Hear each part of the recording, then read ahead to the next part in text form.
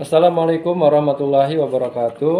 Rekan sekalian, di video ini saya akan menyampaikan mengenai kisi-kisi soal untuk kelas 12, yaitu soal fikih untuk UAS ya. Yang mana soalnya nanti terdiri dari 45 soal, 35 pilihan ganda dan 10 itu isian singkat ya. Pesan saya ya seperti biasa ya, kalian kerjakan dengan jujur ya, karena kalau mengerjakan dengan jujur hasilnya baik maka akan merasa lebih puas dibandingkan kalian mengerjakan dengan curang ya. Walaupun hasilnya bagus juga mungkin kurang puas juga ya, seperti itu. Nah, baik anakku sekalian, di kelas 12 ini pembahasannya tidak banyak ya sebetulnya, hanya tentang sholat saja. Dan untuk soal-soalnya juga ya, kalau saya lihat dari soal yang sudah saya buat itu juga materinya tidak terlalu banyak. Yang pertama, materi yang harus kalian baca yaitu tentang uzur-uzur sholat di pasal 22 halaman 12. Jadi di bukunya di halaman 12 pasal 22 itu tentang uzur-uzur sholat. Jadi uzur-uzur sholat itu ada dua, yaitu tidur sama lupa. Apa sih uzur? Uzur-uzur sholat? Oh, uzur-uzur itu adalah sesuatu yang membuat kita tidak sholat pada waktunya, ya, tapi tidak dosa. Ingat tuh ya, hal-hal yang membuat kita tidak sholat pada waktunya tapi tidak dosa gitu loh. Bukan nggak sholat, bukan, tapi nggak sholat pada waktunya dan tidak berdosa. Nah, itu namanya uzur sholat. Jadi kalau ada orang nggak sholat subuh pada waktunya karena tidur ataupun karena lupa, maka dia nggak dosa gitu. Nah, itu yang dimaksud dengan uzur-uzur sholat. Terus diganti apa nggak? Ya diganti lah ya, kan wajib dikerjakan ya. Seperti itu namanya uzur-uzur sholat. Itu akan keluar tuh. Yang kedua, pasal yang kedua yaitu tentang syarat-syarat sah sholat. Jadi kan ada syarat sah, ada syarat wajib, ada rukun, ada sunnah, ada hal-hal yang membatalkan. Kalau syarat sah berarti sholatnya sah kalau memenuhi syarat. Kalau syarat wajib apa sih?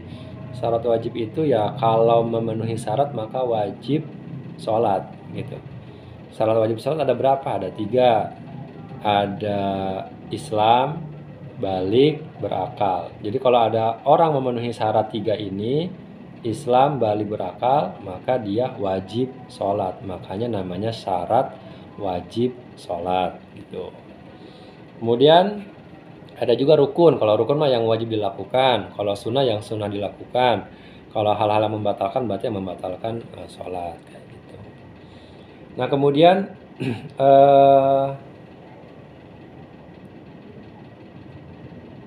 di syarat-syarat sah sholat ini jadi berkembang ya. Jadi memang sih cuma 2 doang nih, uzur-uzur sholat dan syarat sah sholat. Tapi di bagian syarat sah sholat ini pembahasannya jadi lebih berkembang lagi. Nanti berkembang ke tentang wudhu, tentang mandi, tentang menutup aurat, tentang menghadap kiblat gitu ya. Jadi lebih berkembang lagi dari apa? Dari permasalahan ataupun dari pembahasan tentang syarat sah sholat. Oke. Kemudian yang akan ada di soal ya kemungkinan ya itu akan ada juga tentang yang pertama dulu deh ya.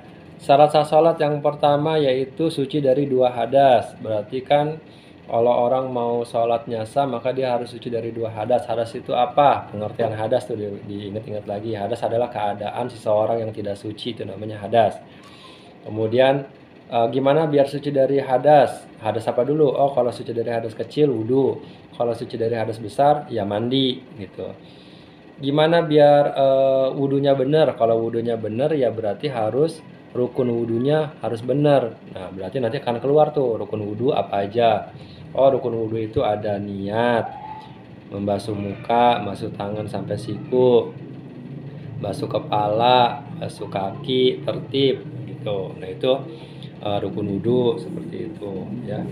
Nah, itu juga sama tuh, rukun wudhu itu akan keluar. Kemudian mengenai Hukum ya, hukum itu ada hukum seperti hadas, suci. Kalau hadas lawannya suci. Kalau najis ya najis lawannya suci juga. Apa bedanya najis dengan hadas? Ya kalau najis itu buat benda, kalau hadas itu buat keadaan gitu loh. Terus kalau benda itu hukumnya ada berapa? Benda itu hukumnya ada 3, najis, suci. Satu lagi apa? Satu lagi yaitu benda suci yang kena najis, namanya mutanajis. Tuh ya. Benda suci yang terkena najis namanya mutanajis. Terus kalau haram apa? Kalau haram, wajib, sunnah, makruh itu hukum untuk perbuatan. Jadi beda ya. Hukum buat perbuatan, hukum buat benda, hukum keadaan itu beda-beda kayak gitu. Kemudian yang keluar juga tentang rukun ya, tadi rukun wudhu tadi udah. Rukun mandi apa? Rukun mandi ada 2 ya. Rukun mandi itu niat sama meratakan seluruh badan dengan air kayak gitu. Kemudian kalau niat itu kalau diucapkan hukumnya sunnah apa wajib gitu. Terus cara membersihkan diri ataupun cara bersuci dari najis. Nah kan tadi najis ya. Yang kedua itu kan syarat sah sholat itu kan harus suci dari najis, baik itu pada pakaian, badan maupun tempat sholat. Nah, najis apa dulu nih? Gimana cara ngebersihinnya? Cara ngebersihinnya tergantung najisnya. Kenapa? Karena najis ada 3. Ada najis ringan, sedang, berat. Kalau najis ringan itu mukhaffafa, najis sedang itu mutawasito, najis berat itu mughalazo. Gimana cara membersihkan najis ringan mukhaffafa? Tinggal dicipratkan pakai air yang terkena najis. Kalau najis sedang dicuci sampai hilang warna, bau dan rasa. Kalau najis berat gimana? Oh, dicuci sebanyak 7 kali. Salah satunya dicampur dengan tanah. Itu cara bersuci dari najis. Jadi beda cara bersuci dari hadas dengan cara bersuci dari najis. Cara bersuci dari najis tergantung najisnya najis apa. Contoh-contoh najis ada nggak? Ada ya. Najis ada 3, ada yang ringan, sedang, berat. Hampir semua najis itu masuk kategori sedang. Bedanya kalau yang ringan cuma 1, yang berat ada 2. Kalau yang ringan itu contohnya air kencing bayi laki-laki yang belum 2 tahun, yang belum konsumsi apapun selain ASI. Cuma 1 doang tuh. Kalau najis berat apa? Cuma 2, yaitu anjing dan babi dan yang terlahir dari keduanya. Selain air kencing bayi dan juga anjing babi itu berarti najis apa? Oh, najis sedang berarti. Itu aja gampangnya ya. Jadi contoh najis itu simpelnya begitu. Yang ringan, yang berat, sisanya baru yang sedang.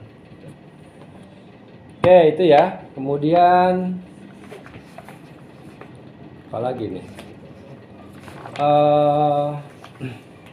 Yang membatalkan wudhu sama ya, baca-baca juga tuh ya. Yang membatalkan wudhu apa? Selebihnya sih soal-soal cerita ya, soal-soal cerita tentang uzur-uzur sholat tuh ada tuh ya. Kemudian tentang membatalkan wudhu ada. Oh, ada lagi nih, jumlah tasdid dalam surat Al-Fatihah. Nah, itu ada tuh ya. Ada kalau di bukunya itu halaman 18 pasal 28 ya. Tapi Bapak udah pernah ceritain kok ya, pernah bahas itu ya. Bahwa tasdid dalam surat Al-Fatihah itu harus diperhatikan, bacanya harus ditekan ya. Jadi jumlah tasdid dalam surat Al-Fatihah itu totalnya ada 14. Nah, ayat pertama ada berapa tasdidnya, ayat kedua ada berapa, ayat ketiga ada berapa, kayak gitu ya. Itu nanti akan keluar tuh. Kemudian hal-hal yang membuat hadas besar apa aja ya, sama keluar. Kemudian tadi hal-hal yang membatalkan wudhu udah. Najis tadi udah juga ya, najis yang ada 3 itu. Kemudian oh iya nih, kan kalau sholatnya mau sah harus suci dari najis pada pakaian, badan, dan tempat. Yang dimaksud pakaian yang mana sih? Oh, yang dimaksud pakaian itu bukan cuman baju mukena sarung peci doang, bukan. Yang dimaksud pakaian di sini adalah seluruh yang nempel di badan kita itu masuk kategori pakaian, termasuk kalung, gelang, cincin, jam tangan, ikat pinggang, dompet.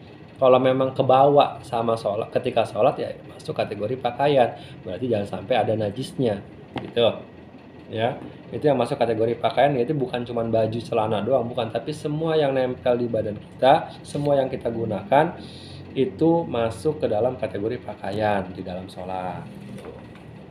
Kalau badan mana? Oh, badan itu yang bagian luarnya. Kalau bagian dalam enggak masuk ya. Jadi bagian luar badan kita itu masuk kategori badan. Berarti harus suci, nggak boleh ada najisnya. Kalau tempat sholat mana? Oh, tempat sholat itu area atau wilayah yang terkena badan kita atau pakaian kita ketika kita sholat. Nah, itu namanya tempat sholat.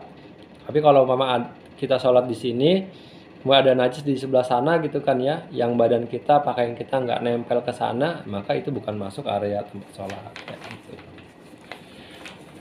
Itu ya. Tadi udah ya, tasdid udah, kemudian tadi masalah badan, pakaian, dan tempat sholat. Terus yang akan keluar lagi tentang apa Pak? Yang akan keluar lagi tentang muhrim. Muhrim nih, sebetulnya muhrim itu nanti akan ada channel YouTube saya yang membahas tersendiri tentang muhrim. Silakan nanti ditonton aja, dibuka deskripsinya, saya akan lampirkan tentang penjelasan muhrim. Yang pasti muhrim itu artinya orang yang haram dinikahi, itu namanya muhrim. Ya, karena muhrim itu diambil dari kata haram, haroma ya, haram. Jadi muhrim itu adalah orang yang haram untuk dinikahi. Contoh ibu, bapak, orang tua itu kan haram dinikahi, namanya muhrim. Gitu. Kemudian selanjutnya tadi tentang muhrim ya. Selanjutnya akan keluar juga tentang aurat ya, pembahasan aurat ini juga sama akan keluar. Kalau kalian baca di buku sih ada tuh di halaman 13 ya, masih di halaman 13 itu pembagian aurat. Tapi nggak semua lah ya. Spesifiknya itu aurat itu ya paling kalau aurat laki-laki dalam sholat itu bagian mana, aurat perempuan itu dalam sholat bagian mana, kayak gitu ya. Jadi kalau aurat laki-laki itu kan bagian tubuh antara pusar dan lutut, itu aurat laki-laki dalam sholat. Kalau aurat perempuan dalam sholat adalah seluruh tubuhnya kecuali wajahnya dan telapak tangannya, kayak gitu ya. Itu aurat kalau perempuan ya. Terus oh ya, saya juga mau menjelaskan tentang masalah aurat. Jadi kan syarat sah sholat itu yang nomor 3 yaitu menutup aurat. Yang dimaksud dengan menutup itu seperti apa sih standarnya gitu lah, minimalnya. Jadi yang dimaksud dengan menutup aurat itu adalah menutup bagian ataupun anggota tubuh ya dengan sesuatu sampai tidak terlihat warna kulit gitu. Jadi kalau ditutupin pakai sesuatu tapi warna kulitnya masih kelihatan, itu belum masuk kategori menutup aurat gitu. Tapi kalau umpama dia ditutupin dengan sesuatu dan warna kulitnya tidak terlihat yang ditutupi itu, maka itu sudah masuk kategori menutup aurat. Itu ya, dipahami itu. Itu namanya menutup aurat seperti itu. Jadi kalau kamu sholat pakai mukena yang transparan, walaupun lebar itu mukena, tapi kalau memang transparan, warna kulitnya masih kelihatan, maka tidak bisa dikategorikan menutup aurat. Kebalikannya, kalau kamu pakai pakaian ketat sampai lekuk tubuhnya kelihatan, tapi warna kulitnya nggak kelihatan ya, cuman ketat gitu loh. Kalau pengertian menutup aurat itu sudah menutup aurat. Ya, jadi sudah menutup aurat. Tapi kan Pak itu ketat dan lain sebagainya. Ya, kalau itu mah beda hal. Kalau umpama dia pakai pakaian ketat yang memperlihatkan lekuk tubuhnya, yaitu ya dosa. Tapi bukan dosa karena tidak menutup aurat, bukan gitu loh. tapi memperlihatkan lekuk tubuhnya yang membuat istilahnya menggoda dan yang lain sebagainya kayak gitu. Tapi menutup aurat apa enggak? Menutup, karena warna kulitnya enggak kelihatan. Itu pengertian menutup aurat di dalam sholat kayak gitu, ya. Kemudian syarat sah yang keempat itu menghadap ke kiblat. Ya, jadi kiblat kita mana sih kalau sholat? Oh, kiblat kita Ka'bah. Ka'bah di mana? Ka'bah di Masjidil Haram. Masjidil Haram di mana? Masjidil Haram tuh di Arab Saudi kayak gitu. Nah, yang harus dipahami bahwa ketika kita yang dimaksud dengan menghadap kiblat di dalam syarat sah sholat, yang mana yang wajib dihadapkan? Yang wajib dihadapkan ke arah kiblat itu bagian dada kita. Jadi kalau umpama ada orang palanya lagi sakit gitu ya, salah bantal gitu, kemudian dia palanya tenggelam gitu, Allah Akbar, nggak masalah ya. Yang penting dadanya kehadap kiblat. Palanya kemana kayak nggak masalah. Jadi itu minimal yang dimaksud dengan menghadap itu adalah bagian dadanya. Makanya kalau ada orang sakit, dia sholatnya sambil berbaring tiduran, maka dia disunahkan dia diangkat badannya sedikit, jadi dadanya tetap ngadepnya ke kiblat. Jadi dia apa ya, diganjel bagian badannya belakangnya gitu loh, kayak gitu ya. Jadi yang wajib menghadap itu adalah bagian dadanya kayak gitu. Terus yang selanjutnya yaitu di sini ada masuk waktu ya. Jadi sholat itu harus sudah masuk waktu. Maksudnya apa? Jadi kalau belum masuk waktu sholat, ya nggak sah sholatnya. Dan perhitungan waktu sholat itu diambil dari peredaran matahari. Jadi gini ya, kan kalau bulan Islam seperti Muharram, Safar, Rabiul Awal, Rabiul Akhir, Ramadan, Syawal gitu, itu kan diambilnya dari peredaran bulan. Tapi kalau umpama waktu sholat diambilnya dari peredaran matahari gitu. Nah, kapan waktu sholat subuh, kapan waktu sholat maghrib, kapan waktu sholat zuhur, asar, maghrib, isya gitu, itu ada tuh nanti. Nah, itu akan keluar juga ya. Jadi waktu-waktu sholat juga akan keluar tuh ya. Kamu silakan nanti baca-baca di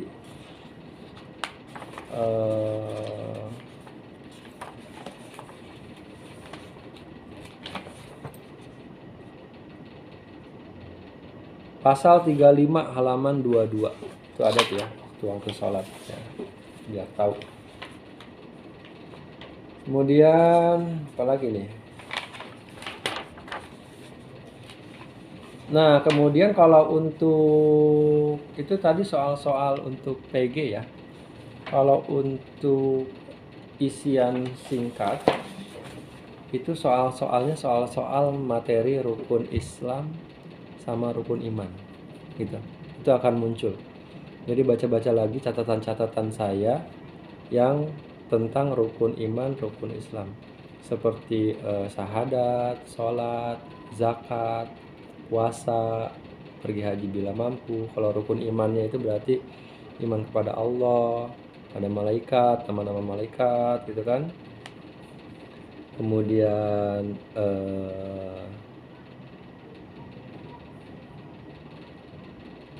kitab, Rasul, Nabi dan Rasul, hari kiamat ya, qada dan qadar gitu. Itu dibaca-baca lagi aja ya, tentang catatan tentang rukun iman dan rukun Islam.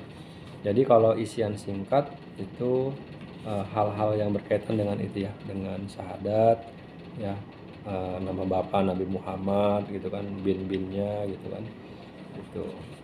Terus ya rukun iman rukun Islam gitu. Oke ya, kayak gitu aja mungkin ya yang bisa Bapak sampaikan ya, mengenai kisi-kisi untuk fikih ya, UAS di semester genap ya, UAS di semester genap untuk fikih kayak gitu. Oke, terima kasih ya, tetap semangat belajarnya ya, mudah-mudahan mendapatkan hasil yang terbaik di dalam mengerjakan soal-soal UAS ini. Terima kasih. Wassalamualaikum warahmatullahi wabarakatuh.